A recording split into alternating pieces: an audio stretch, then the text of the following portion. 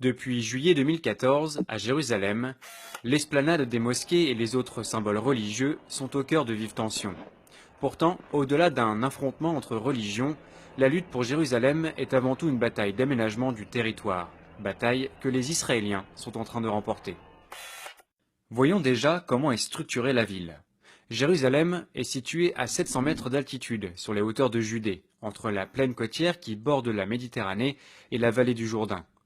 Elle est divisée par la ligne verte, ligne d'armistice tracée en 1949, qui sépare Israël de la Cisjordanie.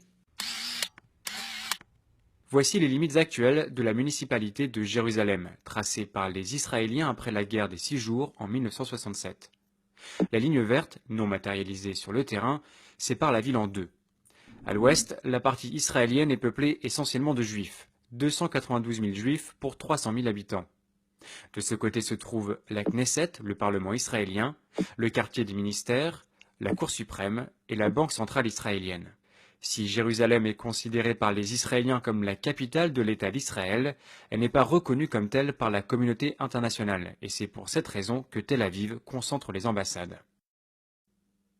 La partie Est, elle, est revendiquée par l'autorité palestinienne, qui souhaite également faire de Jérusalem sa capitale.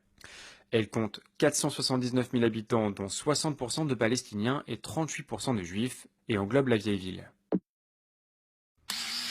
La vieille ville elle-même est divisée en 4 quartiers.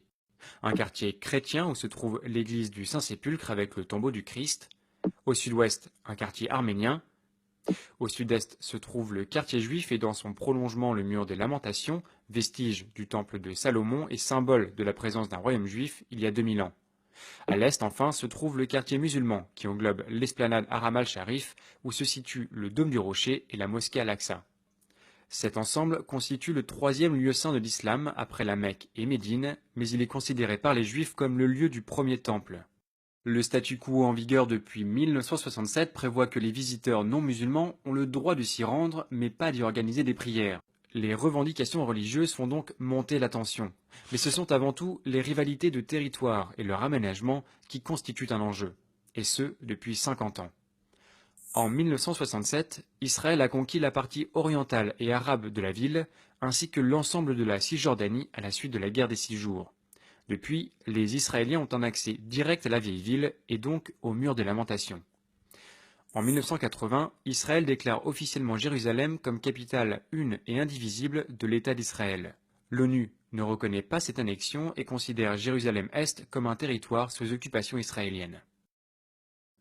Cette occupation prend notamment la forme d'une colonisation immobilière. La construction de logements est en effet une manière de tenir le territoire. Chaque maison, chaque mètre carré devient un enjeu géopolitique. En vert, les zones peuplées par les Palestiniens. Entre 1968 et 1979, Israël construit majoritairement à l'intérieur des limites municipales de Jérusalem-Est. Puis, entre 1980 et 1999, à l'extérieur. Et depuis les années 2000, de nouveaux projets ont vu le jour dans les interstices. Le Premier ministre israélien Benjamin Netanyahou annonçant en 2014 la construction de plus de 5000 logements supplémentaires. Deux stratégies de colonisation coexistent.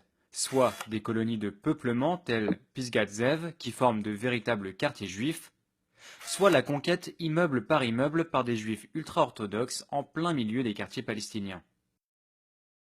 Le mur de séparation est un élément supplémentaire de cette conquête par l'aménagement. Construit en 2002 en réponse aux attentats d'extrémistes palestiniens, il suit les limites de la municipalité telles qu'elles ont été définies par les Israéliens en 1967 et englobe donc la partie orientale de la ville. Il quitte ensuite le tracé et s'enfonce en Cisjordanie pour englober à l'est les colonies de peuplement israéliennes de Maale Adumim, Mishor Adumin ou Alon, et au nord les colonies jusqu'à celle de Givat Zev. Aujourd'hui, murs et colonisation rendent quasi impossible la coexistence de deux capitales à Jérusalem. La discontinuité des espaces palestiniens compromet la possibilité d'une jonction entre Jérusalem-Est et le reste de la Cisjordanie.